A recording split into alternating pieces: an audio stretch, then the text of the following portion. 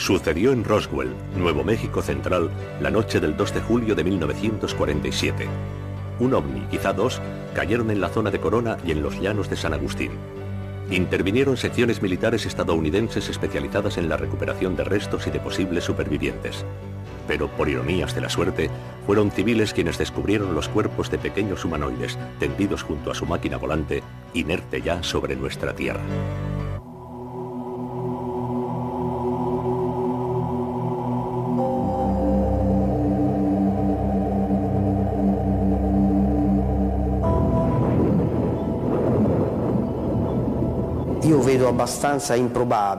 Considero bastante improbable que un grupo de civiles se encontrara por casualidad con todo esto. Sin duda, nada puede excluirse a priori, pero lo veo muy poco probable. En efecto, creo que en un episodio como este, dada la relativa proximidad al lugar de los hechos de ciertas estructuras militares, habrían sido estas las primeras en llegar. Y no sé si la idea de que los ovnis a menudo no son detectados puede servir para explicar dicha cuestión. Pienso que todo esto fue de alguna manera comprobado y retirado con anterioridad, lo cual querría decir que los militares llegaron allí, al lugar de los hechos, enseguida.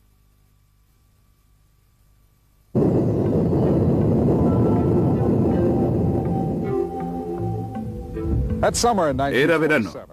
Poco a poco el mundo se estaba reponiendo de la guerra más terrible de la historia. Y puede decirse que por cuanto se refiere a Estados Unidos, las cosas estaban volviendo a la normalidad. Normalidad. Una palabra interesante. En junio de 1947, el empresario Kenneth Arnold pilotaba su avión en las proximidades de Mount Rainier, estado de Washington, cuando vio algo anormal. Más tarde, describió 9 objetos, un grupo de discos que cruzaban como flechas el cielo, platillos volantes. A los periódicos les gustó la expresión platillos volantes, y en poco tiempo, con cada artículo que se publicaba, con cada noticia sobre ovnis, aumentaba el número de personas que los avistaban, repetidas veces y cada vez con mayor frecuencia. Aquí en Nuevo México, entre junio y julio de 1947, las crónicas refirieron múltiples avistamientos de platillos volantes, unos auténticos y otros no. En ciertos casos, el fenómeno fue atribuido a causas naturales, como efectos de reflexión óptica, espejismos o inversiones térmicas. Pero ¿qué se podía decir de los casos inexplicables? Si esas luces eran realmente vehículos volantes, ¿a quiénes pertenecían? ¿Qué les había traído hasta aquí? Y por último, ¿por qué Nuevo México?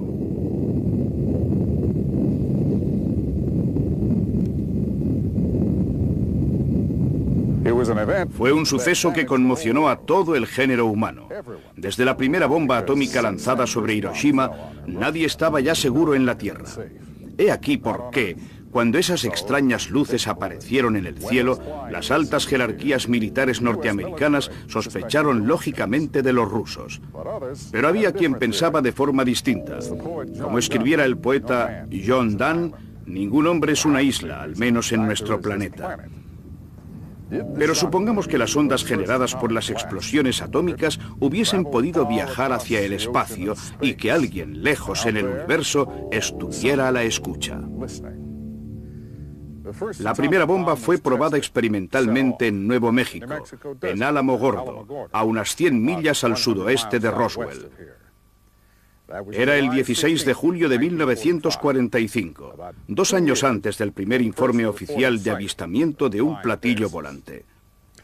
Después de la guerra, la investigación sobre armamento en materia de misiles continuó en Álamo Gordo y en una región próxima llamada White Sands. Parece el Sáhara, pero no lo es. Parece una extensión de arena, pero no lo es. Son dunas de yeso blanquecino, un engaño de la naturaleza. No muy lejos de aquí hay otro lugar que también engaña a primera vista. Es la instalación de misiles Top Secret de White Sands. Después de la Segunda Guerra Mundial, Estados Unidos trasladó a más de 100 científicos alemanes a Fort Bliss, junto a El Paso, Texas, a 2 horas de coche de aquí. Les encargaron el diseño de cohetes. Su jefe era Werner von Braun.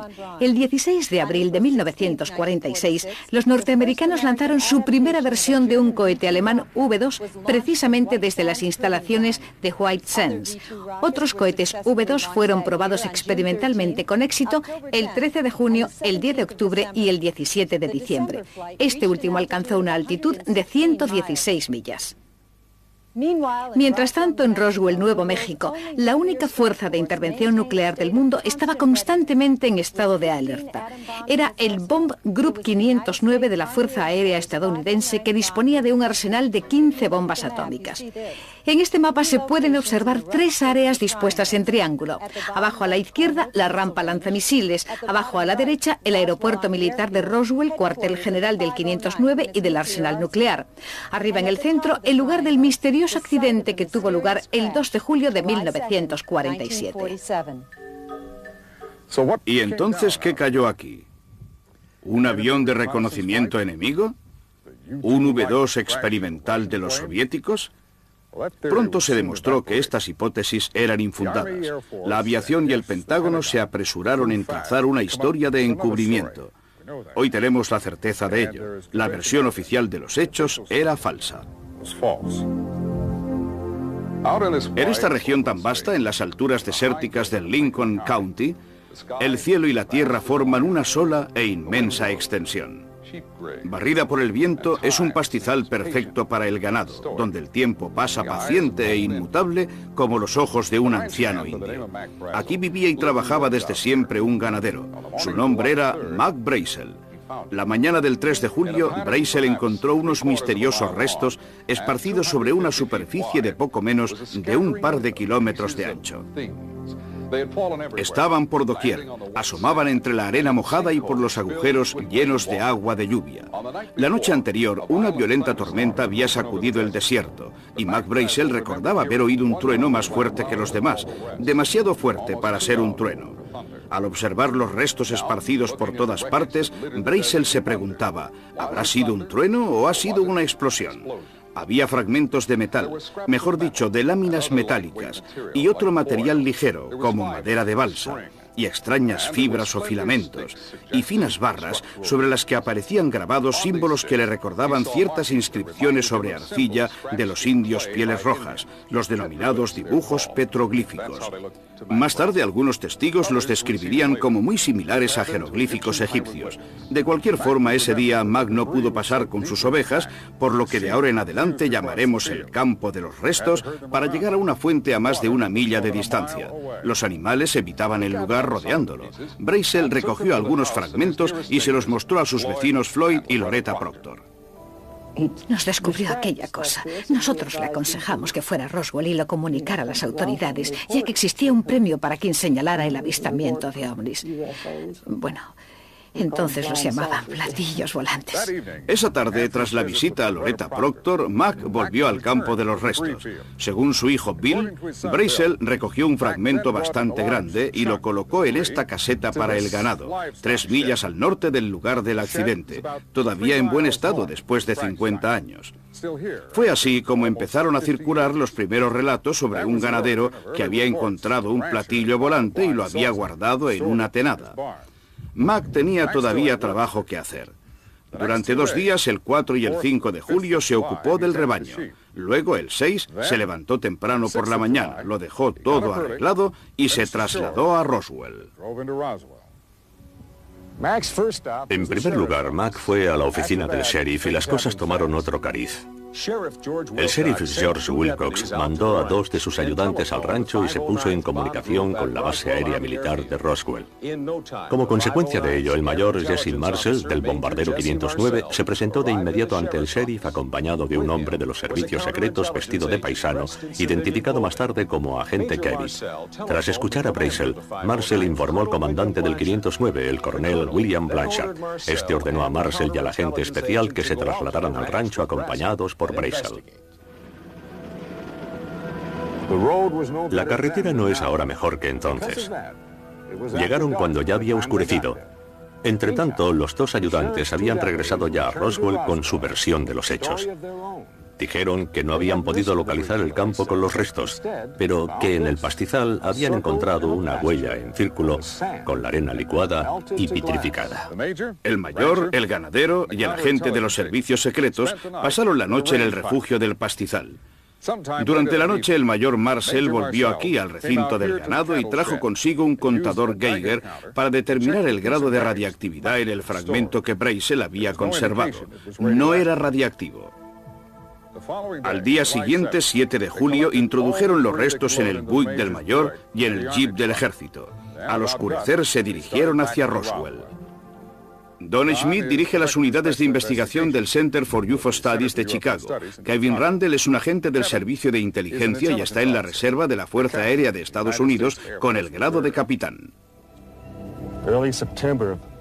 En septiembre de 1989, el Center for UFO Studies organizó los primeros trabajos de excavación donde considerábamos que había tenido lugar el accidente del OVNI. El equipo estaba formado por 10 investigadores, entre ellos 3 científicos, 2 expertos en arqueología y 2 técnicos del Laboratorio Nacional. Nos concentramos tanto en el campo de los restos como en las zonas limítrofes. Teníamos una remota esperanza, que entre cavernas con una amplitud de incluso 300 metros, con un buen equipo arqueológico, se pudiera encontrar algo. Según Smith y Randle, desde el inicio, el coronel Blanchard y los hombres de su equipo estaban convencidos de que allí, en medio del desierto, se encontraba la tripulación del vehículo caído y alguno de sus miembros podía estar todavía vivo. La tarde del 8 de julio, Mac Brazel sobrevoló el área del accidente a bordo de un avión militar para colaborar en la búsqueda de supervivientes o de cadáveres. Anteriormente, Kevin Randle había reconstruido ya la ruta de ese vuelo. Esta vez se encontraba a bordo una cámara nuestra. El vuelo de reconocimiento del 8 de julio formaba parte de un esquema de investigación del Bomb Group 509 para encontrar otros posibles restos de la nave. En efecto, fragmentos de esta podían haber sido lanzados más allá del campo de los restos. Mac Brazel se encontraba a bordo del avión, conocía muy bien los puntos de referencia y en caso de localizar otras partes de la nave, Brazel podría dirigirlos rápidamente hacia el lugar del accidente. El objeto había rozado el campo de los restos del otro lado de ese promontorio y estaba ganando un poco de altura. Kevin no tiene dudas al respecto. La nave voló aún durante unos segundos después de la explosión. Recorrió unas 3 millas y luego cayó sobre la base del promontorio rocoso que puede verse enfocado.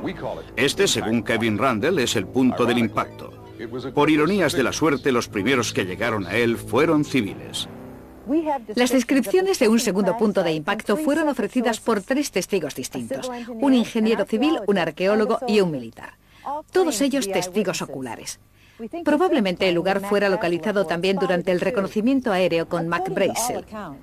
Según los testimonios prácticamente idénticos, un objeto volante de forma circular se había estrellado en un aterrizaje forzoso. Junto al disco, tendido sobre el terreno, había varios cuerpos de pequeños humanoides, con una estatura de apenas 1 metro, muy delgados y con una cabeza muy grande para los estándares humanos. Esta es para Randle y Smith la versión más verosímil de lo sucedido la noche del 2 de julio de 1947. El ovni habría chocado contra el suelo en 3 puntos distintos: el campo de los restos, el círculo de arena vitrificada y este lugar, donde se considera que fueron hallados el disco y sus ocupantes. Sorprendida por una tormenta eléctrica, la nave sufre una avería. Pierde altura hasta rozar el suelo o incluso aterriza durante unos segundos. El calor intenso de la astronave vitrifica la arena. El objeto pasa por graves dificultades, pero consigue proseguir unas millas, dejando tras de sí el campo diseminado de restos, y es así como finalmente un viaje de años luz en el espacio termina en el desierto de Nuevo México. Para los miembros de la tripulación heridos y abandonados a su suerte, la muerte es inevitable.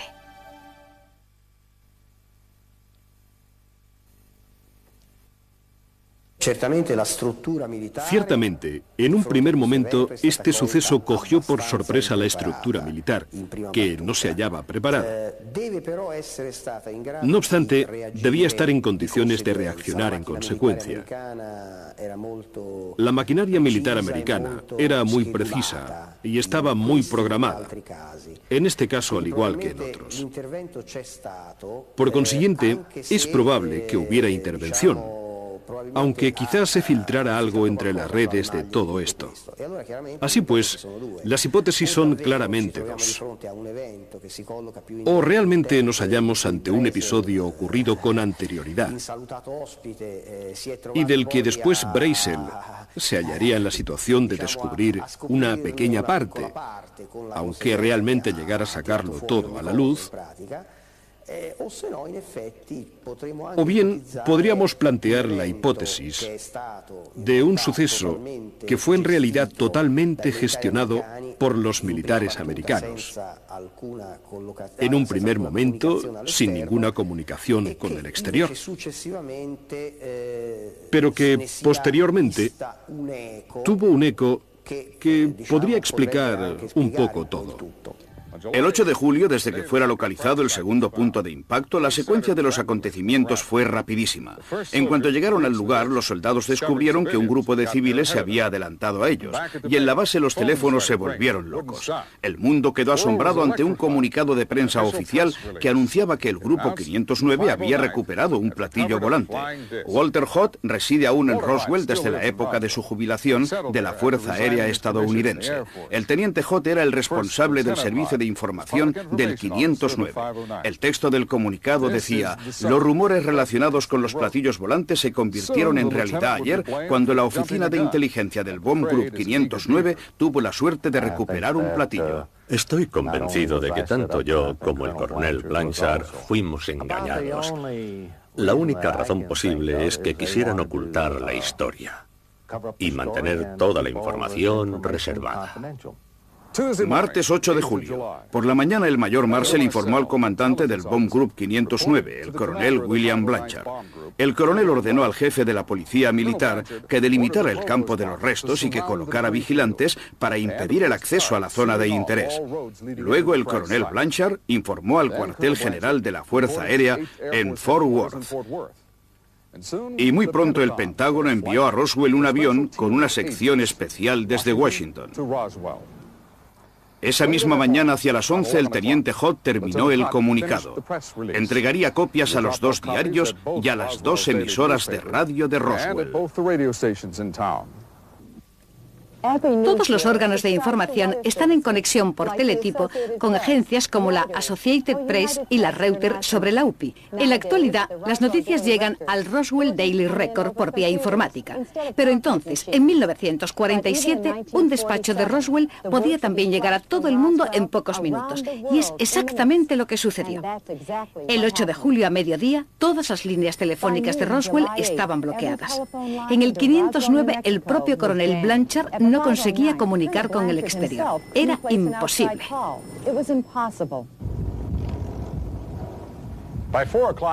Hacia las 4 de la tarde, después de colaborar en la localización del segundo punto de impacto, Mac regresó a Roswell. Lo que siguió fue la típica maniobra de los militares. Mac Brazel consiguió escapar a su vigilancia, pero Walt Whitmore, titular de la emisora de radio KGFL de Roswell, lo había seguido. Oigamos a este respecto al socio de Whitmore, Jack Roberts. Sí, lo encontró y le aconsejé que fuera a su casa, en el lado opuesto de la ciudad. En definitiva, podría ofrecer más datos que considerábamos necesarios. En aquella época se dijo que lo habíamos secuestrado y aislado, pero creo que una definición más simpática de lo que sucedió es que le ofrecimos un lugar donde pasar la noche, lejos de un montón de gente que le habría hecho demasiadas preguntas. Mientras llegaban llamadas telefónicas de todo el mundo, desde Londres hasta Hong Kong, el Roswell Daily Record salió a la calle con un titular increíble en primera página. El periódico basó su historia en el comunicado de prensa del teniente Haut, pero hoy, más de 40 años después, sabemos que los medios de comunicación habrían sido mantenidos al margen de la verdad y posiblemente utilizados.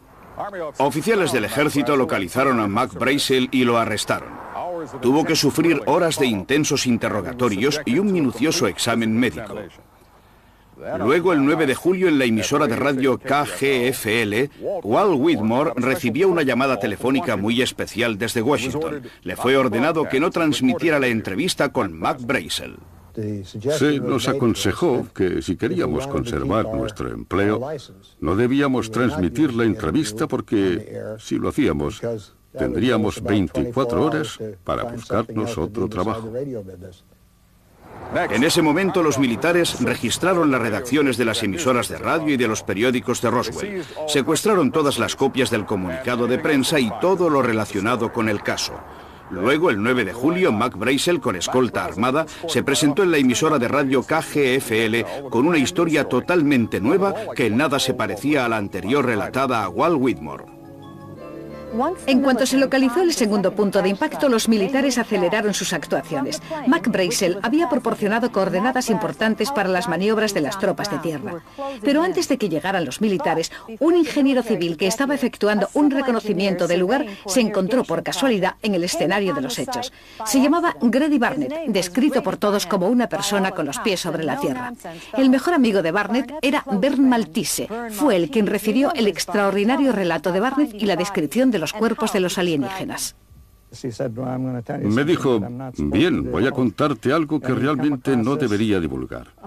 Y me explicó cómo se encontró con ese objeto de forma circular, prácticamente partido por la mitad. Salió del furgón y se acercó. Y había 4 seres que yacían sobre el terreno. Tenían una altura comprendida entre 80 centímetros y 1 metro. Vestían monos plateados, muy ceñidos, que les cubrían por completo, menos la cabeza y las manos. El cráneo de esos seres tenía forma de pera y no presentaban cabello. Las manos quedaban bien a la vista. Barnett llegó unos minutos antes que un grupo de arqueólogos y luego aparecieron los del ejército que rodearon la zona. Empezaron a gritar a toda la gente presente, al señor Barnett y a los arqueólogos, a gritarles órdenes, que no debían dar a conocer el asunto a nadie y que debían borrar de su memoria para siempre lo que habían visto. Barnett puntualizó que se encontraba tan cerca de los cuerpos que estuvo a punto de tocarlos cuando llegó también el grupo de arqueólogos y de estudiantes. Si la historia es verdadera, se trataba de un conjunto de testigos muy cualificados, en condiciones de ofrecer pruebas concretas. En otras palabras, pruebas irrefutables. Pero veamos qué sucedió. Los militares actuaron con decisión. Cubrieron los cuerpos, reunieron a los arqueólogos, a los estudiantes y al ingeniero en un solo grupo y les hicieron darse la vuelta para que no pudieran seguir mirando. Era una cuestión de seguridad nacional. Si alguien hablaba, el gobierno lo sabría y procedería a localizarlos a todos uno por uno. Los soldados los escoltaron lejos del escenario en la oscuridad. Grady Barnett habló de los cadáveres a su jefe, pero este lo ridiculizó, tras lo cual Barnett se guardó para sí todos los detalles y solo los comentó con sus familiares y con su íntimo amigo Bern Maltese. Barnett murió en 1969. Los arqueólogos y los estudiantes desaparecieron de escena, conducidos quizá a una gran universidad en el noroeste. Durante años, nadie consiguió localizarlos. Finalmente, en 1975, una mujer enferma terminal de cáncer realizó una declaración a una enfermera del Hospital Municipal de San Petersburg, en Florida. Prestaba servicio en el departamento de enfermos terminales. Entre estos había una paciente. Un día me disponía a bañarla cuando empezó a mostrarse inusualmente nerviosa. Tenía miedo, como si algo la amenazara. Me pidió si podía correr la cortina para ver si había otro paciente en la cama junto a la suya. Y le dije que no había nadie. Su actitud me sorprendió porque normalmente era más tranquila. De hecho, a menudo se limitaba a repetir un nombre en particular. De repente empezó a decir que necesitaba contar esa historia a alguien. Dijo exactamente esto. ¿Me lo he guardado durante tanto tiempo? Y contó que muchos años antes había realizado una excursión con un grupo de personas para recoger rocas. Dijo, en realidad no tendría que haber estado allí, pero allí estaba, y habría preferido no estar. El grupo llegó hasta una colina. Subieron a la cima y vieron un gran objeto brillante y decidieron acercarse para verlo mejor. Cuando llegaron al lugar, pudieron ver el objeto entero. Era circular y estaba posado sobre el terreno. Y la señora me dijo, sobre el suelo había como unas mantas o algo así. Entonces, uno de los hombres de la expedición se les adelantó y retiró las mantas. Debajo había unas personas muy pequeñas. No podía creer lo que estaba viendo. Eran criaturas pequeñísimas. Dijo que tenían una cabeza desproporcionada y ojos enormes, y que estaban cubiertas por un material brillante. No recuerdo si me concretó el color. Me parece que dijo azul, pero no estoy segura. Pero afirmó que era muy resplandeciente. En ese momento la señora empezó a agitarse y me dijo, no se te ocurra decírselo a nadie. Y repitió con decisión, absolutamente a nadie. Miraba con los ojos muy abiertos a su alrededor por toda la habitación, como en crisis paranoica, y dijo, pueden encontrarte siempre. Yo le dije, ¿quién puede encontrarte siempre? Y ella, es el gobierno sabe cómo encontrarte. Mac Brazel fue visto en Roswell un par de días después, y los rumores se hicieron más insistentes. La gente pensaba que el Pentágono estaba perdiendo el control. Mientras tanto, el general Roger Ramey llevaba adelante su juego. Contrariamente a cuanto se podría pensar, todo formaba parte de una operación de contrainformación perfectamente orquestada. Ramey se hallaba al mando de la 8ª Fuerza Aérea destinada en Fort Worth, en Texas, cuartel general del que dependía el 509. Antes aún de que los hombres del 509 empezaran a recoger los restos y a buscar los cuerpos, el cuartel general estaba ya en línea directa con el Pentágono. La mañana del 8 de julio se organizó el vuelo con un equipo de fuerzas especiales desde Washington hacia el aeropuerto de Roswell. El general y el Pentágono estaban tratando de ocultarlo todo. Para construir una coartada convincente, el general Ramey ordenó al coronel Blanchard, comandante del 509, que enviara al agente especial mayor Marcel a Fort Worth. Marcel llevó a la residencia del general algunos fragmentos de los restos en una cajita que dejó sobre el escritorio del general. Ramey le pidió que lo acompañara a otro despacho para consultar juntos un mapa. Cuando volvieron al despacho de Ramey, la caja había desaparecido. En su lugar había un globo sonda bastante dañado. Fue entonces cuando Ramey convocó a los periodistas.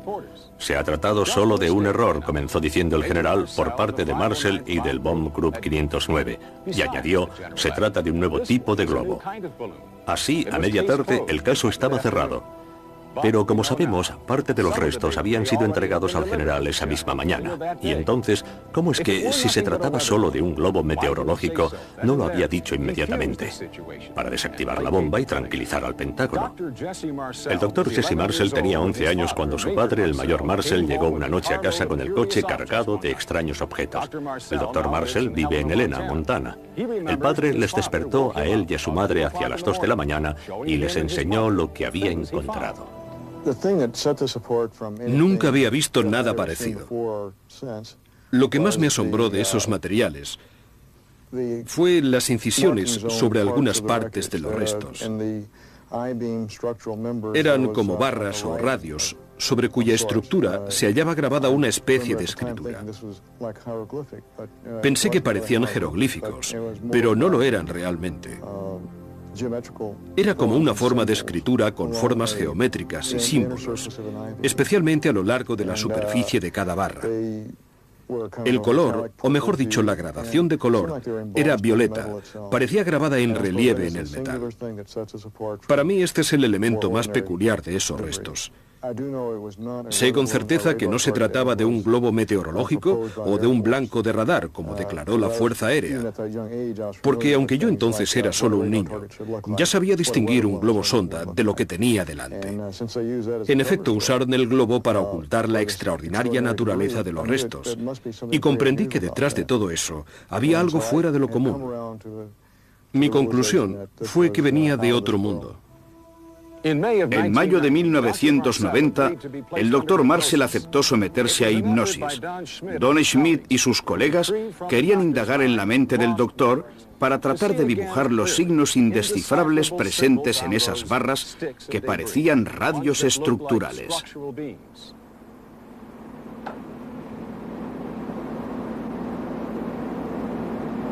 Un círculo. ¿Un círculo cómo? Superpuesto a un cuadrado. Sobreimpreso en un cuadrado. sobreimpreso a un cuadrado. El cuadrado está dentro del círculo o fuera del círculo. Dentro.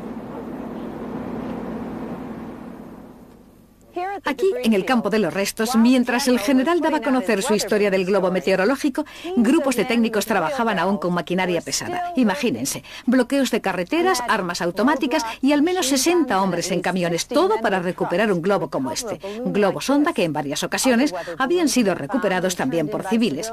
Eran lo bastante pequeños como para caber en el maletero de un coche, incluso el nuevo modelo al que hizo referencia el general. De hecho, McBrazel dijo que conocía esos globos porque algunos habían caído en su rancho. A pesar de las presiones de los militares, Mac siempre afirmaría que los restos esparcidos sobre ese trozo de tierra que las ovejas evitaban eran absolutamente diferentes a cuanto él conocía. Y obviamente los globos meteorológicos no tienen pasajeros, ni tan siquiera tan pequeños como los presumiblemente hallados en el segundo punto de impacto. Ahora bien, volviendo a lo que se decía en Roswell, si realmente se encontraron unos seres, ¿es verdad que uno de ellos estaba todavía vivo? El físico nuclear Stanton Friedman está convencido de que lo que cayó no fue un objeto, sino dos. Esta tesis, expuesta en su reciente libro Crash at Corona, se basa fundamentalmente en testimonios y tiene hoy día amplio crédito, mientras que la de Randall y Schmitt cuenta con el apoyo de su investigación de campo que a continuación viviremos juntos. Durante 2 años de investigación, Schmitt y Randall han entrevistado a más de 200 testigos vinculados al accidente de Roswell. Han excluido los se dice, así como a los informadores sospechosos, a los propensos a exagerar o adornar sus relatos con noticias no de primera mano. Para este documental de investigación hemos grabado entrevistas con más de 2 docenas de personas, todas ellas analizadas y comprobadas. Muchas de estas personas no se conocían entre sí, y aún así sus historias indefectiblemente han coincidido. Cada pieza del puzzle ha encontrado su lugar y no se ha desprendido ningún posible fraude. Jack Rodin creció y vive aún en Roswell. En el 47 su padre, fotógrafo profesional, fue uno de los profesionales que cubrieron la historia. Jack recuerda 3 misteriosas palabras de su padre. 1 o 2 días después, se hizo pública la historia del globo. Yo traté de entender lo que realmente estaba sucediendo y lo que había sucedido.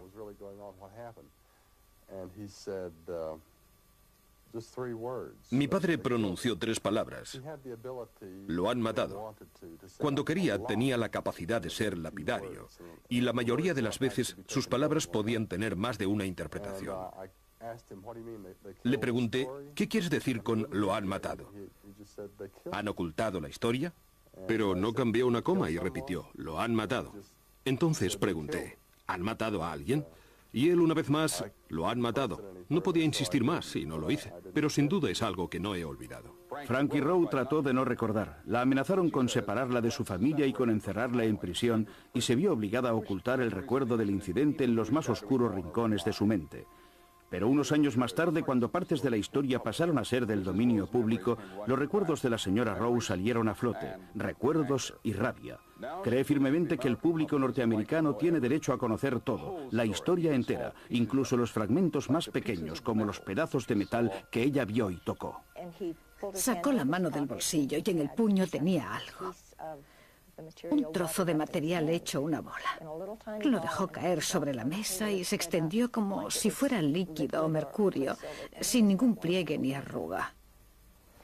Recuerdo que lo tocamos todos, cogiéndolo del suelo. Podías doblarlo, pero no se arrugaba ni hacía ruido. Era muy fino y de una plata muy brillante. Tenía un ancho de unos 30 centímetros. Y no tengo la menor idea de dónde fue a parar. Han pasado más de 40 años desde el desastre. El gobierno sigue fiel a la versión oficial.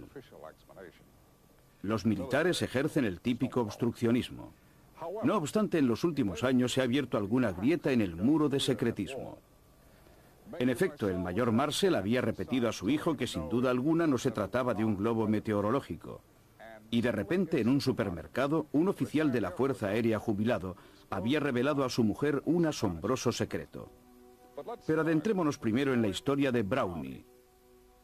Melvin Brown era sargento con el 509 en Nuevo México en la época del accidente. Luego fue trasladado a Inglaterra. Brown se casó con una mujer inglesa y tras abandonar el servicio se estableció con la familia en la periferia de Londres. A lo largo de los años, en distintas ocasiones, contó a sus hijas pequeños fragmentos de una extraña historia. Pero en el lecho de muerte en 1982, Brown reveló el resto y habló de un número de cuenta corriente secreto. La búsqueda de dicha cuenta fue infructuosa. No existía una cuenta patrimonial particular ni una cuenta a su nombre.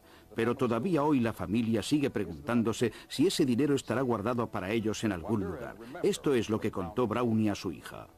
Mientras lo contaba, parecía como si ya se estuviera arrepintiendo de hacerlo. Fueron reunidos todos los hombres disponibles. Refiero sus palabras tal y como las recuerdo. Y fueron cargados y enviados al desierto para montar guardia. Todos. En el lugar donde había caído un platillo volante. Se les dijo que miraran, pero sin ver, y que no cogieran nada. Pero él y un compañero suyo sí vieron, porque levantaron las mantas que cubrían los camiones. No sé muy bien, quizás se refería a unos toldillos. Levantó la manta, mejor dicho, tanto él como el amigo levantaron la manta y vieron 2 cuerpos.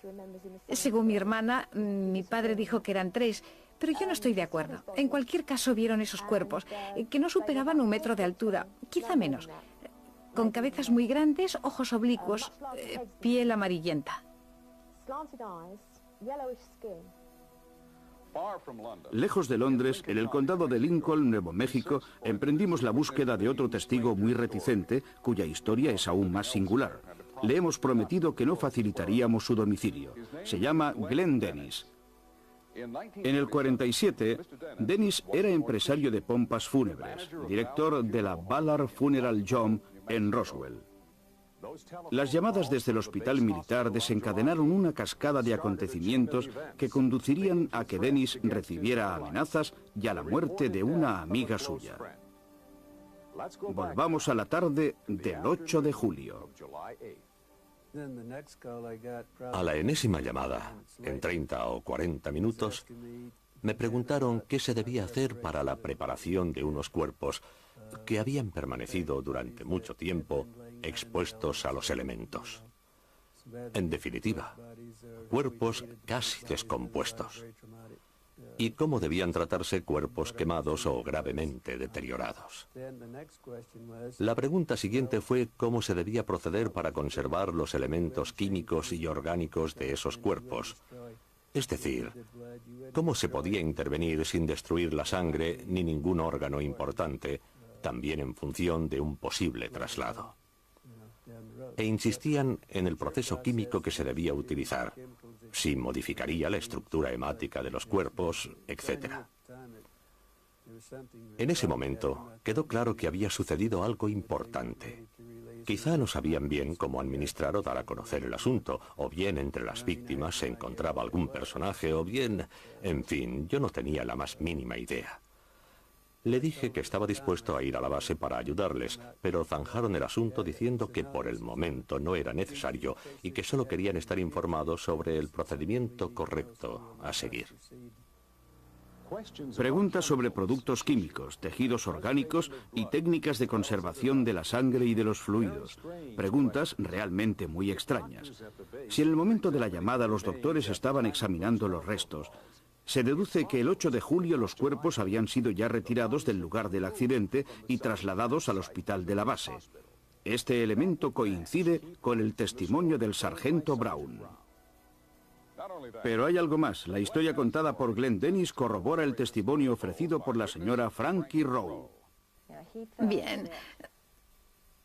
Después me contó que uno de los seres, el que había sobrevivido, había sido trasladado al hospital de la base. La mujer de un amigo común nuestro, que trabajaba allí, en ese momento, me dijo que su marido vio caminar a uno de los seres. Poco después, por la tarde, Glenn Dennis trasladó al hospital militar a un herido leve en un accidente de tráfico.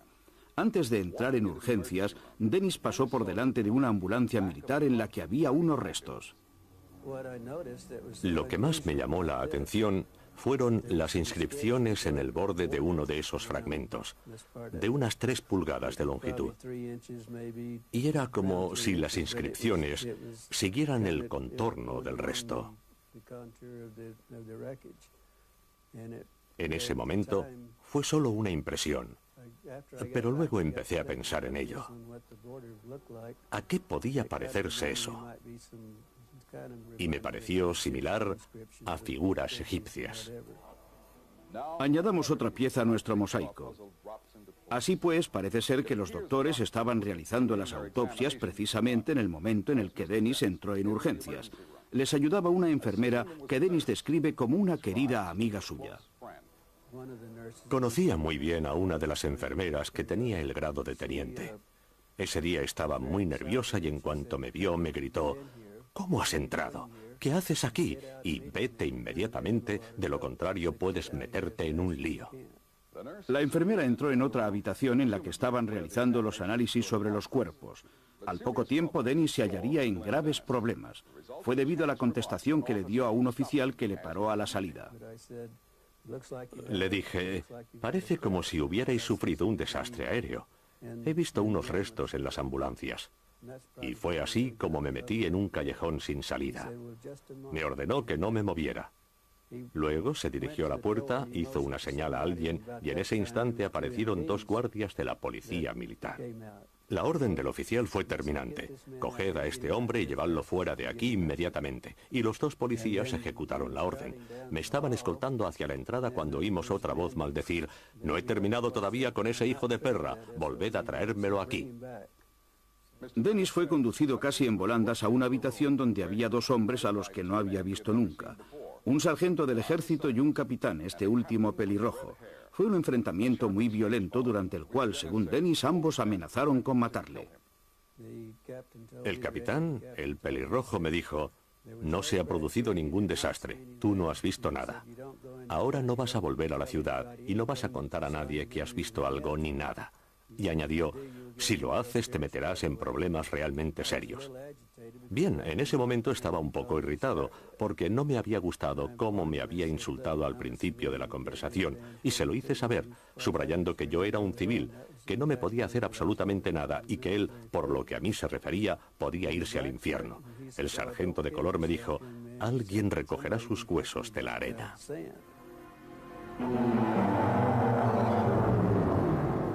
El capitán de aviación Henderson mantuvo la boca cerrada durante largo tiempo hasta que supo que otros habían roto el silencio. Ya estaba jubilado y vivía en California. Durante años habían circulado rumores a propósito de uno de los pilotos destinados en Roswell, según los cuales este había visto los cuerpos de los alienígenas. Pero las voces tomaron forma solo en 1982, cuando Pappy Henderson finalmente se confió a su mujer diciéndole: me moría de ganas de decírtelo, pero no podía. Nos encontrábamos en una tienda de alimentación de San Diego, donde vivíamos desde hacía unos años. En el mostrador de la caja estaba expuesto un periódico, creo que era el Globe, que contaba toda la historia. De hecho, he conservado ese periódico. Pues bien, mi marido echó una mirada y dijo: habría querido hablarte de ello hace años. Bueno, imagino que si estas cosas ahora salen en los periódicos, será que ya no son top secret. Luego compró la prensa y nos dirigimos hacia el coche. En ese momento me dijo que leyera el artículo. Yo lo acabé de leer y él empezó a decir: es una historia real. Yo no solo lo sabía, sino que fui el piloto que transportó el platillo que había caído hasta Dayton, Ohio. Estaba aterrorizada. Si esas cosas no hubieran salido de la boca de Papi, probablemente no las habría creído. Y él era así. Toda su vida había sido confiado y sincero y leal. Así que le creí. Pero como usted sabe, en aquella época, si uno decía que había visto una nave espacial o un platillo volante, le tomaban por loco. Por tanto, no profundicé en el tema, pero recuerdo que años atrás, a veces, cuando alguien casualmente le pedía su opinión sobre los platillos volantes, él respondía: algo de verdad hay. Quizá no consigamos nunca identificar y comprobar todos los testimonios. Revisemos los reunidos hasta ahora. Estas son las personas que han declarado que vieron los cuerpos de las criaturas humanoides que murieron en el accidente de Roswell. Un piloto militar, un ingeniero civil, una arqueóloga y un sargento que echó una mirada al interior de un camión. Dos de nuestros testigos más significativos prestaron declaración poco antes de morir. Una mujer enferma terminal contó su historia a una enfermera en Florida. Y en los últimos 4 días de su vida, el sargento Melvin Brown habló del desastre y siguió repitiendo que los cuerpos eran reales y que lo del globo era una mentira. Oigamos a su hija Beverly Bean. ¿Qué puede haber hecho mi padre, Dios mío, para estar tan preocupado? Y lo estaba de verdad mientras moría. Quiero decir, no paraba de hablar de aquel lugar en Duermevela y sacudía la cabeza y decía que no mientras dormía. Estaba asustado. Fuera lo que fuera, lo tenía aterrorizado. Es esto lo que me da rabia, lo que me amarga. Solo pensar en, no sé, ovnis y cadáveres de alienígenas. Yo no sé cuál es la verdad. Solo sé que mi padre dijo eso. Eso es todo. No habría podido mentir. En la investigación sobre el accidente de Roswell localizamos a un testigo que vio una luz muy intensa que surcó el cielo y cayó a tierra la noche del 2 de julio de 1947. Se llama William Goody. El señor Goody vive todavía en la misma pequeña granja fuera de Roswell. Era apenas un niño cuando una tarde en compañía de su padre vio una luz brillante que se movía lentamente por el noroeste hacia el desierto. Mi padre miró hacia arriba y dijo, «Oh, Dios mío, ¿qué es esa luz tan brillante?» Entonces miré también yo, y al principio me pareció una estrella fugaz. Miramos mejor, y nos dimos cuenta de que era mucho más grande y más cercana que una estrella fugaz. Tenía dimensiones mayores. Era como un gran flujo de luz blanca, con una especie de cola rojiza. Unos días más tarde, el padre de Goody fue al desierto para localizar el sitio donde habían visto caer la luz. Goody estaba con él. Se encontraron con las carreteras bloqueadas por la policía militar. No, habían cerrado todas las carreteras secundarias, que por otro lado, en aquella época eran pocas y sin accesos, mientras que hoy día son muchas más. De cualquier forma, las que permitían llegar a la zona habían sido cuidadosamente cortadas, de forma que no era posible dirigirse hacia el norte tomando la carretera a la izquierda. En pleno desierto, en los 2 puntos de impacto, escuadrones del ejército estaban procediendo a la recogida de todos los restos y a su transporte en camiones. Una operación realmente muy compleja para ser la recuperación de un globo sonda.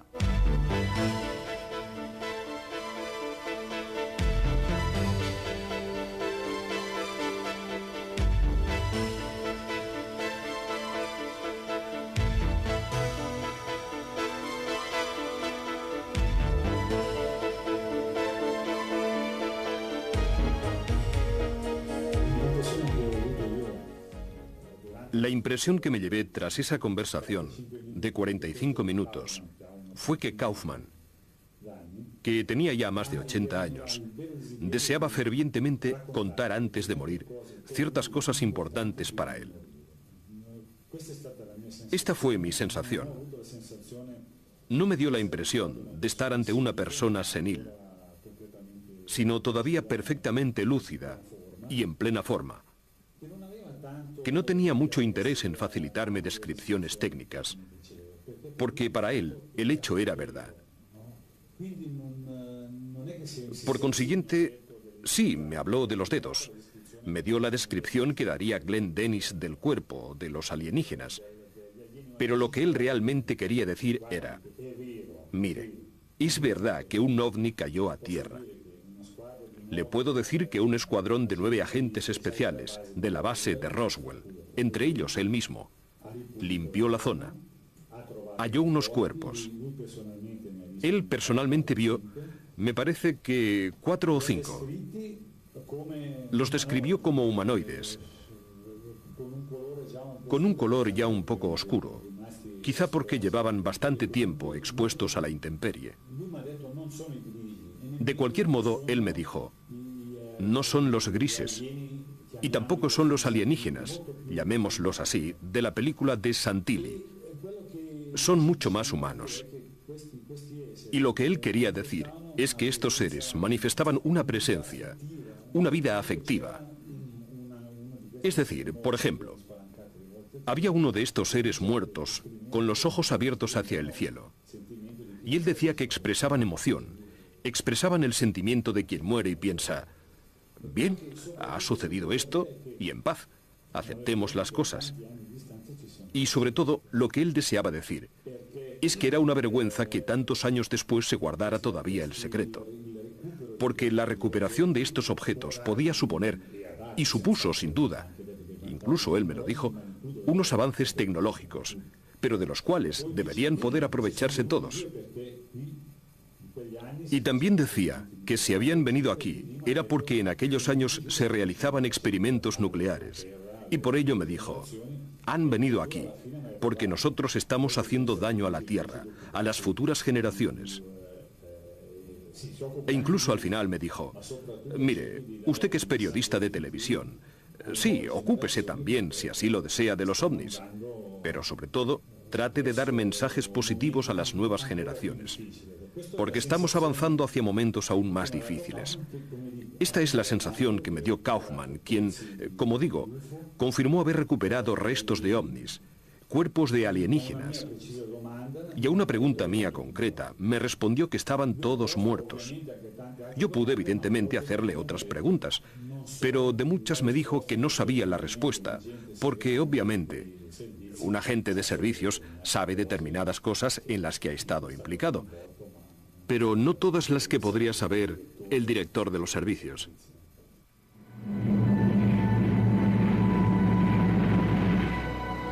Resultaba bastante extraño que una flota de 9 aviones y varios contenedores marcados como Top Secret se utilizaran para transportar lo que quedaba de un globo meteorológico. Uno de los vuelos, el del 6 de julio, trasladó los restos desde Roswell al cuartel general de la 8th Air Force y finalmente a Washington, D.C. Y el del 8 de julio fue de Roswell a Wright Field, cerca de Dayton, Ohio, es decir, a la base aérea denominada hoy Wright-Patterson.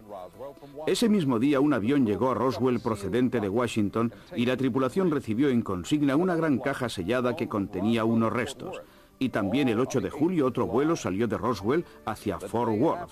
Al día siguiente, mientras se celebraba la conferencia de prensa del general Ramey, los vuelos especiales continuaron. El 9 de julio hubo 3 salidas hacia Los Álamos y de nuevo una de Roswell a Fort Worth. El 10 de julio un vuelo dejó Wright Field, Ohio, con destino desconocido. Los restos salieron de Roswell a la velocidad a la que era posible recogerlos y transportarlos a la base. Pero ¿y los cadáveres? ¿Qué sucedió con los cadáveres? Una vez retirados del lugar del accidente, los cuerpos fueron transportados al hospital de la base de Roswell. El patólogo, el Dr. Johnson, que realizó el primer examen de los restos, redactó un informe de autopsia preliminar que luego se desvaneció en la nada. De hecho, todo el expediente fue enviado a Washington. Es decir, desde Roswell nunca saldría a la luz ningún documento. Tras la muerte del Dr. Johnson, su currículum profesional fue atentamente comprobado. Y Don y Kevin hicieron un desconcertante descubrimiento. Los datos sobre su hoja de servicios como médico militar, casi toda su carrera, habían desaparecido. Según el registro estadounidense de médicos, el Dr. Johnson acabó su especialización en medicina interna en 1946. Y aunque se haya comprobado ya su presencia en Roswell desde 1947, su nombre no aparece en los archivos. En 1948 figura que ejerció como patólogo en Galveston. En el 49 habría ejercido a título privado en numerosos hospitales en varios estados. Pero ninguna de las instituciones consultadas ha confirmado que tuviera en algún momento en plantilla a un tal Dr. Johnson. Si se llevó a cabo la autopsia de uno o varios cadáveres, nadie ha conseguido nunca hallar el informe correspondiente, ni tan siquiera apelando a la Freedom for Information Act. No obstante, este señor afirma que habló con el doctor que diseccionó los cadáveres de los alienígenas. El médico al que se refería tenía información sobre la anatomía del alienígena, el alienígena muerto que había sido recuperado de un ovni accidentado. Es Leonard Stringfield, exdirector comercial de una gran industria química. Stringfield ha trabajado durante más de 20 años en el campo ufológico y se le considera el máximo especialista en materia de crash and retrieval, esto es, en caídas y recuperación de ovnis. La cabeza es grande, muy grande en comparación con las proporciones humanas. No se observan cabello, ni folículos, ni pabellones auriculares. No tienen una nariz como la nuestra y la boca es solo una hendidura o un orificio de un par de centímetros, una especie de membrana que no conduce a ningún aparato digestivo o sistema alimentario. No se hallaron glóbulos rojos, ni linfocitos, ni fibras musculares. Había una especie de órgano cardíaco que digamos que actúa como bomba para la circulación de un líquido incoloro que debería ser sangre. Tras el accidente de Roswell, docenas de personas del aparato militar fueron obligadas a jurar que bajo ninguna circunstancia hablarían nunca del accidente. Informes aparecidos ahora, más de 40 años después de los hechos, indican que los sistemas para garantizar este secretismo fueron aplicados sin escrúpulos, lo cual nos remite a la testigo de la que hemos hablado hace unos minutos, la enfermera del ejército amiga de Glenn Dennis. Era muy joven. Había ingresado en el servicio hacía apenas 3 meses como teniente de segunda. Era profundamente religiosa, nacida y educada en una familia católica observante. Había frecuentado únicamente escuelas católicas privadas, tanto de enseñanza media como superior, y sus padres hubiesen querido que se hiciera monja. Pero ella... A petición del señor Dennis, no utilizaremos el verdadero nombre de la chica. La llamaremos Judy. Una muchacha sensible y sin malicia. Lo que vio en una sala del hospital ese 8 de julio de 1947 la alteró hasta el límite del derrumbe histérico. Me dijo, no puedo dar crédito a mis ojos. Es lo más horrible que he visto nunca. Tenía que ir a la sala de autopsias al otro lado del vestíbulo para coger unos instrumentos. Entró. Notó inmediatamente un tremendo hedor. Había 2 doctores que le dijeron, la necesitamos, justo cuando trataba de alcanzar de nuevo la puerta. Usted, quédese aquí, la necesitamos. Y lo que estaban examinando, me dijo, eran 3 cuerpos de seres distintos a nosotros, 2 de los cuales presentaban terribles mutilaciones. Según Glenn Dennis, durante el examen de los restos de los cadáveres, Judy y los doctores sufrieron varios conatos de vómito debido al insoportable olor. Al día siguiente se la encontró a la hora de comer en el club de oficiales, y Judy aún no se encontraba bien, pero a Glenn le impresionó sobre todo su estado emocional. Me di cuenta enseguida, estaba casi en estado de shock. Dijo que había sido demasiado horrible, espeluznante. Estaba profundamente alterada y se cogía la cabeza entre las manos y parecía a punto de sufrir un colapso. La preocupación de Dennis por Judy era seria. Habían hablado de matrimonio, pero todo iba a cambiar para siempre.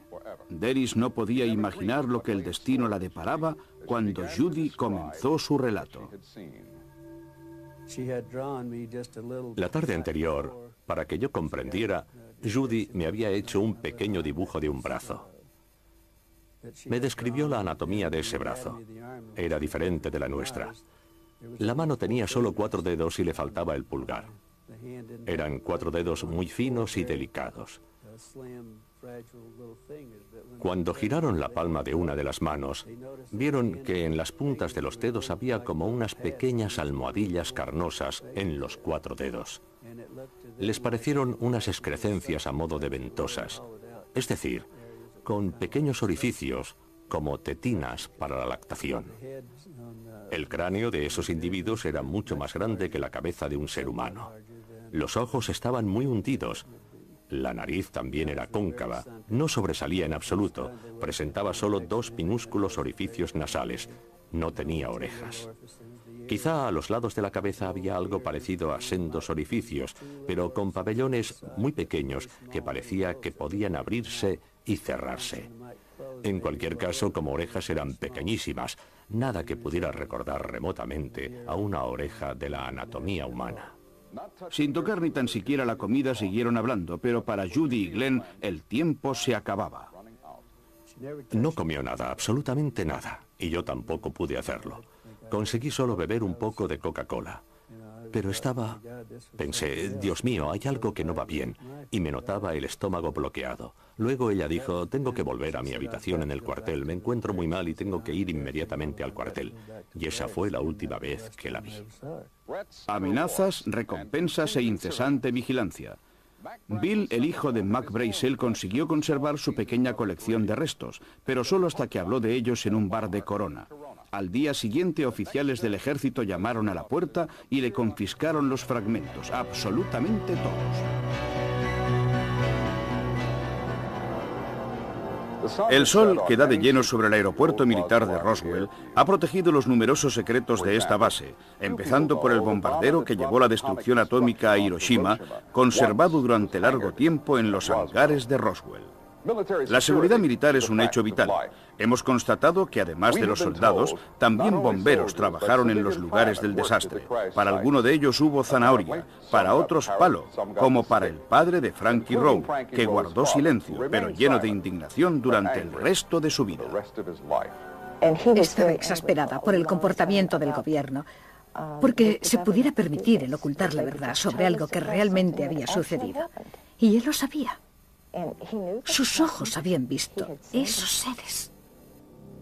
A través de fuentes militares hemos descubierto que más de una docena de agentes de la policía militar que cercaron el lugar del desastre recibieron $10.000 por cabeza, una zanahoria realmente enorme para el año que corría, 1947, lo cual nos lleva de nuevo desde el desierto de Nuevo México a Londres y a la familia del desaparecido sargento Brown. Recordarán que estando a las puertas de la muerte, Brown habló de una cuenta de banco especial. Se había reunido toda la familia, estaban mis dos cuñados, los amigos, y papá dijo que tenía un fondo patrimonial en un lugar llamado Roswell, en Nuevo México, en el que estaba depositada una gran cantidad de dinero y que había realizado un servicio ultrasecreto para el tío Sam. Todos le tomaron el pelo diciendo cosas como: ¿qué hiciste, Brownie? ¿Desvalijaste un banco? Pero él cambió de cara y se enfureció. No he hecho nunca nada contra mi patria. Solo quiero que encontréis ese dinero. Es para vuestra madre.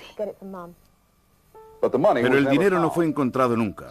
La mujer del sargento Brown, Ada, está convencida de la sinceridad de su marido y recuerda que incluso en los últimos días su mente se mostraba absolutamente lúcida.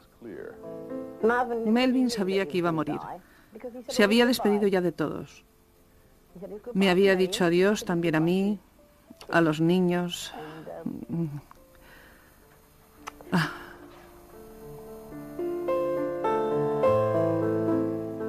En lugar de dinero, el sargento Brown recibió una placa y una carta genérica de encomio firmada por el presidente Reagan.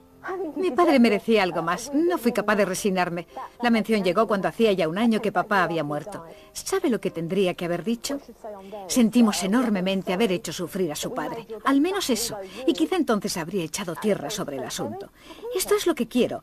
Que esos admitan que sí, que sucedió realmente.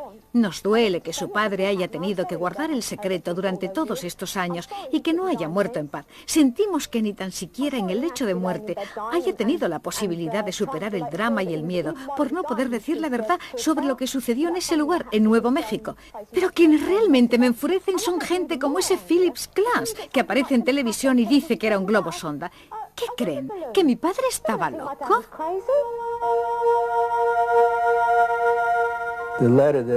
La carta que le había enviado al apartado de correos me fue devuelta. En el sobre se leía: devolver al remitente. Y arriba a la derecha estaba escrito en letras mayúsculas rojas: fallecida. Hacia fines de julio, el alboroto causado por el incidente de Roswell fue menguando. Los medios de información en general se habían creído la versión oficial. La gente estaba olvidando el asunto. No era más que un globo sonda. ¿Pero de verdad? Si admitimos que no fue un platillo volante, pudo quizás ser un meteorito, una hipótesis que el gobierno no excluyó, ya que encargaron a un experto que investigara en este sentido. Lo enviaron a la zona, a unas 5 millas del campo de los restos, para que comprobara el círculo en medio del pastizal donde la arena había quedado vitrificada. El doctor Lincoln La Paz, de la Universidad de Nuevo México, era una autoridad mundial en meteoritos y en su recuperación. Había trabajado en docenas de proyectos top secret, incluso en el Manhattan Project. 2 meses después del incidente, La Paz fue consultado en relación con la velocidad y la trayectoria del objeto que había caído por esa zona. No había sido informado de la presunta recuperación de cuerpos. Las conclusiones de su investigación fueron que no se había tratado de un meteorito, sino de un vehículo volador. Por el calor y la velocidad, el doctor estaba convencido de que no se trataba de un objeto procedente de la Tierra. Por el contrario, debía ser una sonda con tripulación y de otro planeta. La palabra clave aquí es convencido. En efecto, un año después, el doctor La Paz no había cambiado de opinión, ateniéndonos a las declaraciones del exagente de los servicios Luis Riquet, que habló con él en septiembre de 1948. Si se admite que el objeto recuperado era un globo meteorológico, ¿por qué 2 meses después el gobierno continuaba con las investigaciones? El objeto mostrado a la prensa por el general estaba, sí, maltrecho, pero casi intacto. Y sin embargo, los restos se encontraban diseminados a lo largo de más de 1 kilómetro en medio del desierto. ¿Los restos de qué? ¿Cómo habría podido un veterano con la experiencia del mayor Jesse Marcel no reconocer un globo aerostático? Cuando volvió de Fort Worth, el mayor Marcel se encontró con un agente de los servicios que había redactado un informe sobre todo lo sucedido en Roswell. Marcel le pidió una copia, pero le fue negada. De hecho, el informe estaba clasificado. Marcel, que era de grado más alto, insistió, pero el agente respondió escuetamente que si tenía algún problema podía dirigirse a Washington. Un último pero no menos importante interrogante. ¿Por qué las amenazas, la corrupción y los juramentos para mantener en secreto un globo meteorológico mostrado ya a los fotógrafos?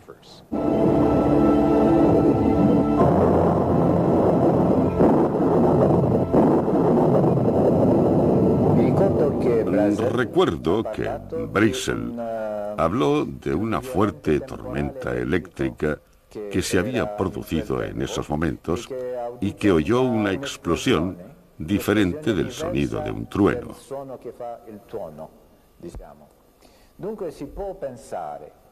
Por consiguiente, se puede pensar que el ovni fue alcanzado por un rayo, el cual le produjo una avería. Quizá así podamos explicar los fragmentos hallados en el campo de Brazel, ¿no?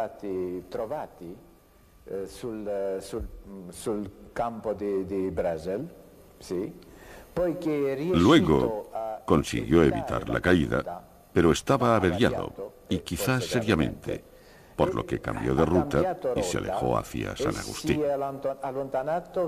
Allí no fue capaz de seguir manteniéndose en el aire y cayó al suelo. Pero hay algo más. Recuerdo que se dice, existen testigos que hablan de que también en el campo de Brazel se encontraron cadáveres de alienígenas. Porque existen 2 versiones.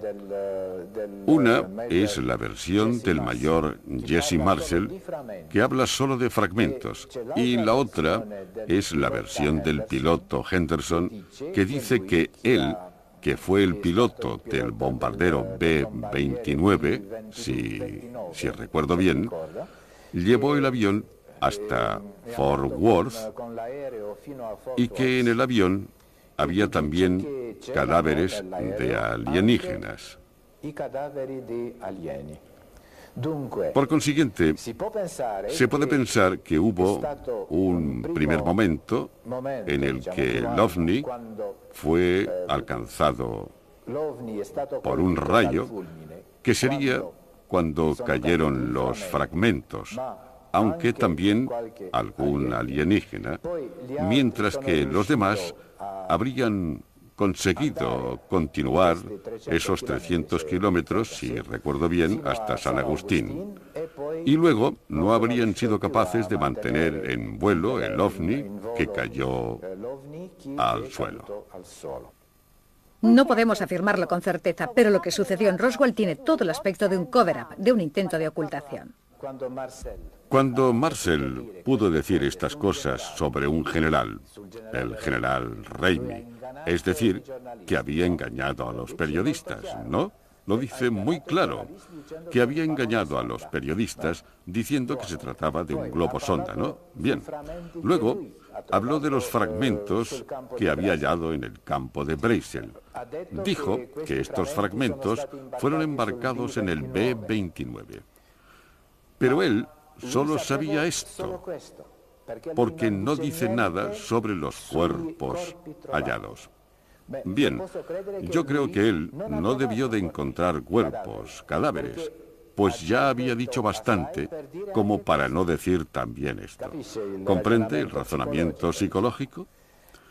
Por tanto, yo creo que Marshall encontró solo los fragmentos, pero que Henderson, que pilotó el avión desde el lugar donde se encontraba Raimi hasta Fort Worth, vio también los cadáveres, que quizá o bien habían sido embarcados en el B-29 después de que Jesse Marshall acabara con su trabajo, el de los fragmentos, o bien constituyeron una segunda carga.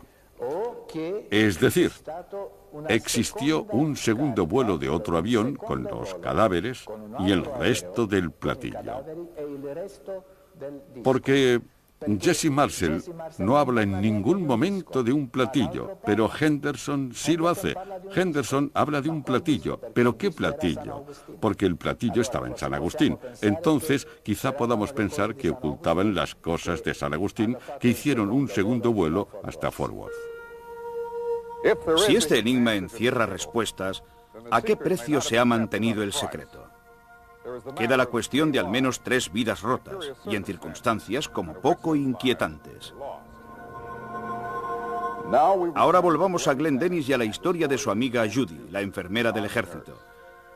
Recordarán que fue Judy quien contó a Glenn que había ayudado personalmente a 2 doctores en el examen de los cuerpos de criaturas humanoides en el hospital. Según el señor Dennis, Judy describió los cadáveres detalladamente, incluso con dibujos. Tras la comida con Glenn, Judy abandonó el club de oficiales y desapareció. La llamé al día siguiente. Quería saber cómo estaba, qué tal se encontraba, y además, llegado ese momento, yo tenía evidentemente gran curiosidad por lo que estaba sucediendo. Y me preguntaba si le aliviaría algo hablarme un poco más sobre lo sucedido. Pero tenía la clara sensación de que podía ocurrirle algo. Pregunté por ella y me dijeron que no estaba en el trabajo y que no se hallaba disponible. Llamé de nuevo a la mañana siguiente, 2, 3 veces, y todavía no estaba disponible. Al final, el tercer día, me dijeron que había sido trasladada, no sabían dónde, pero que no se encontraba ya en la base aérea. Trasladada, sin decir una palabra, ni un saludo, ni una explicación. Judy era teniente de segunda en Roswell desde hacía menos de 4 meses en su primer destino. Dennis siguió haciendo preguntas durante días y días, pero no obtuvo ninguna respuesta. Después de unos 10 días, no, un par de semanas, recibí una carta suya dirigida a la funeraria.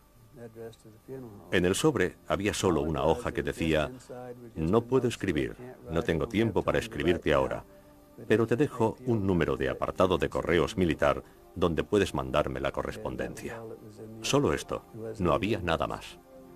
Es habitual entre los militares utilizar estos apartados de correos para no revelar los destinos de hombres y mujeres en servicio.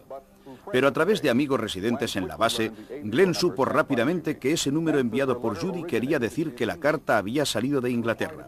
Respondió inmediatamente, luego esperó. Pasaron alrededor de 2 semanas. Bueno, al menos 2.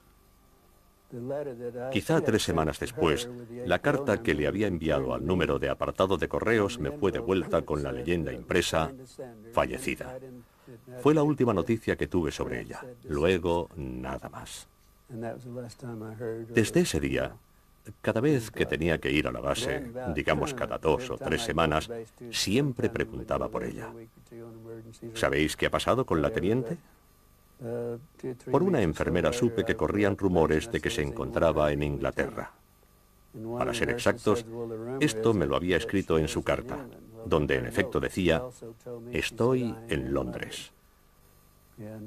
Aparte de esta confirmación, la enfermera me dijo que había participado en varios asuntos, maniobras militares y ejercicios especiales con otras 5 colegas, y que en el curso de una operación habían caído con un avión. No se había salvado nadie. Más tarde, otro testigo clave del asunto Roswell fue también víctima de un accidente de aviación. Era el coronel Payne Jennings, vicecomandante del 509. Y por último, siguen resultando misteriosas las circunstancias en las que perdió la vida uno de los soldados que al parecer trabajó en los lugares del accidente. Durante todos estos años de investigación, uno de los elementos que más nos ha intrigado del caso Roswell ha sido el porqué del silencio y de los secretos, factores determinantes del cover-up, esto es, de la ocultación de las pruebas. Pero de lo que sí estamos seguros es de que violaciones mucho más graves fueron perpetradas en prejuicio de ciudadanos de Estados Unidos en tiempos del accidente. Cuando los militares optaron por la amenaza física, fueron a casa de los testigos y separaron a los niños de los padres. A los niños les dijeron, debéis decir lo que dicen vuestros padres, de lo contrario no los volveréis a ver. Y a los padres les dijeron, si habláis mataremos a vuestros hijos. Hemos preguntado en repetidas ocasiones a algunos de los militares si en aquellos días tuvieron conocimiento de estas amenazas, si se vieron implicados. Todos han negado cualquier implicación. No sabían nada. Cuando mi padre volvió de Fort Worth, después del transporte aéreo de los materiales, nos dio a mi madre y a mí instrucciones muy concretas. Debíamos olvidar lo que habíamos visto. No había sucedido absolutamente nada. Obviamente, fue imposible olvidar. Aún así, no hablé de ello ni tan siquiera con mis amigos, y respeté al pie de la letra lo que mi padre me había dicho. El incidente no causó en el seno de nuestra familia ningún enfrentamiento ni problemas emotivos. Por el contrario, despertó en mí un gran interés por la astronomía y la cosmología. Desde ese momento se empezó a abrir camino en mi interior la conciencia de que en la galaxia y en nuestro universo no estamos solos, y de que existen otras civilizaciones, quizá mucho más antiguas que nuestro sistema solar. Civilizaciones que poseen la capacidad de viajar entre sistemas solares. Hoy ya se sabe que fue todo un engaño. Lo saben todos. La aviación estadounidense y los servicios secretos llevaron a cabo el mayor y más increíble engaño de todos los tiempos.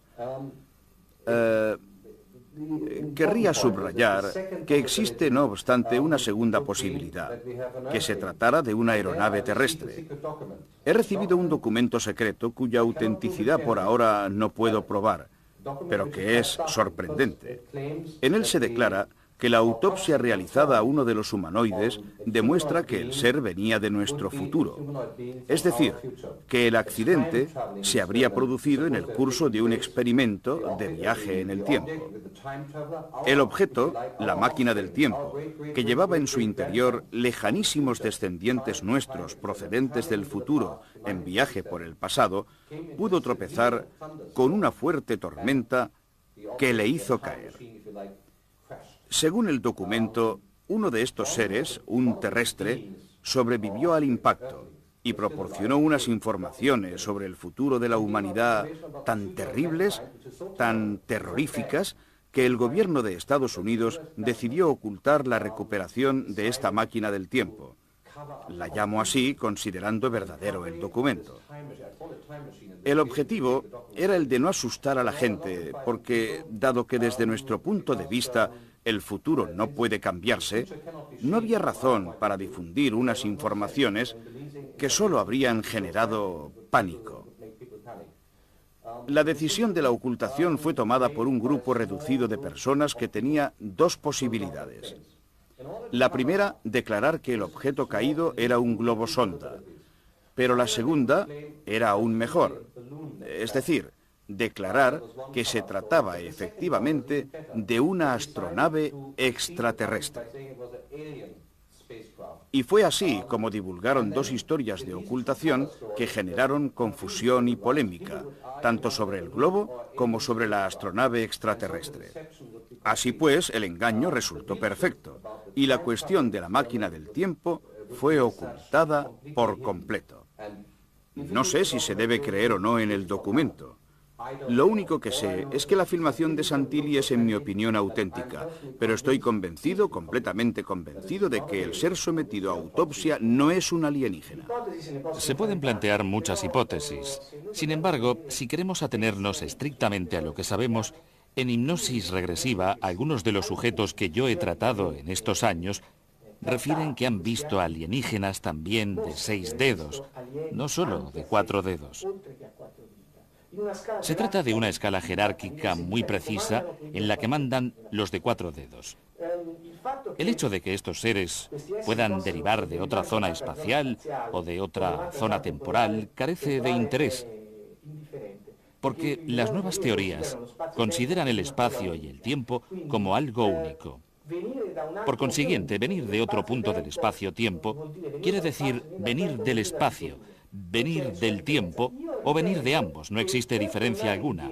Yo entiendo que volver hacia atrás desde el futuro no sea muy fácil con los conocimientos de que disponemos, porque sería necesario superar realmente la velocidad de la luz. Y es algo en lo que nosotros hoy por hoy no creemos.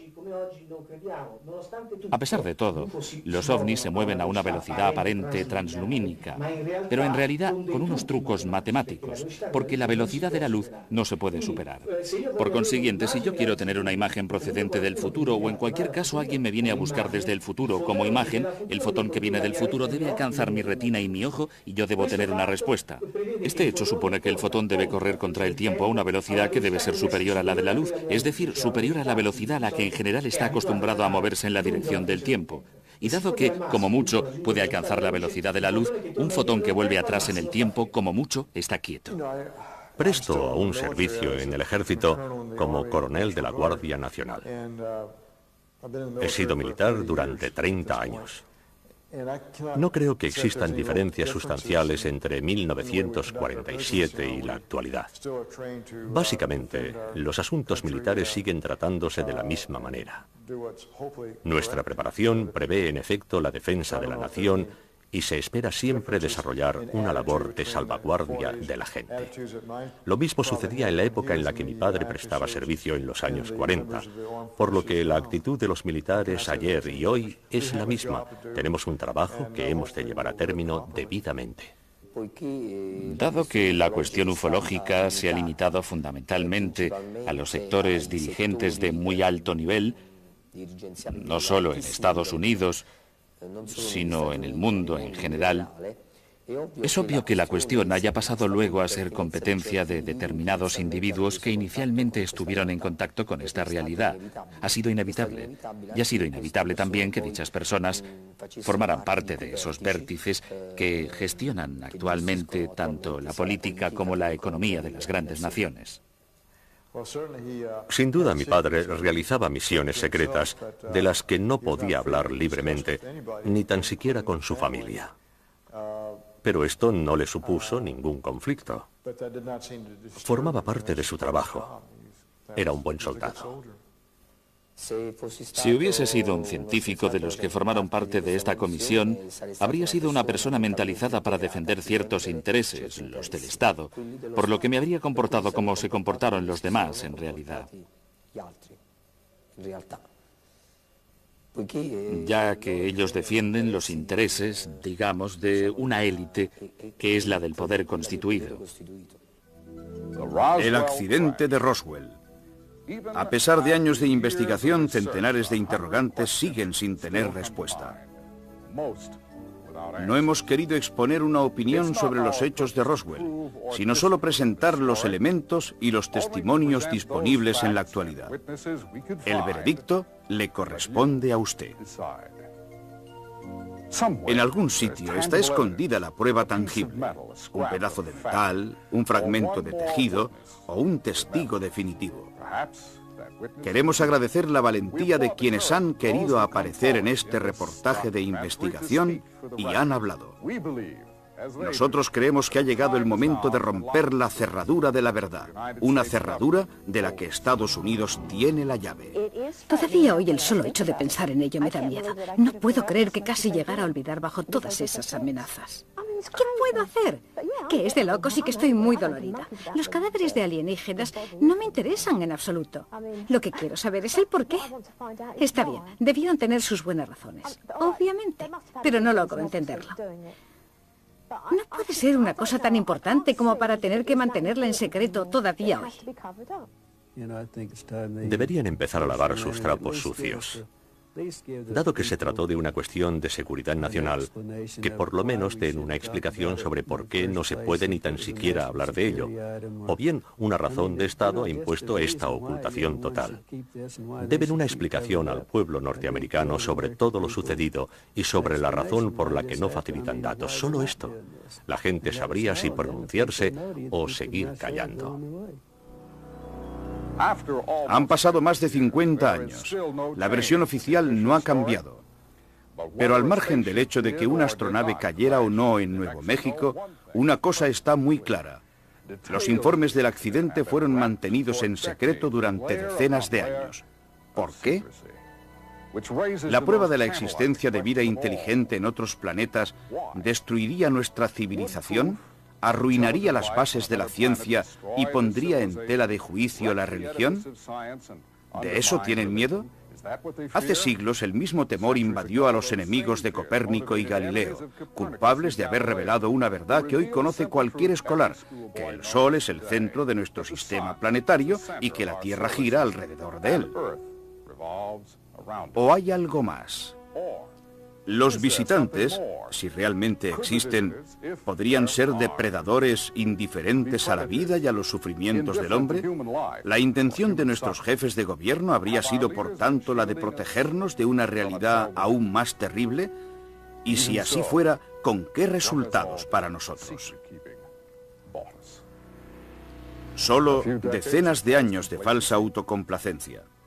Hoy las cosas son distintas. A punto de terminar el siglo XX, hemos alcanzado el final de la inocencia. La gente pide la verdad. Una verdad que nos haría perder algo, como la certeza de ser los dominadores de la Tierra. Realmente tendríamos una pequeña duda, la de no estar solos aquí, en la Tierra.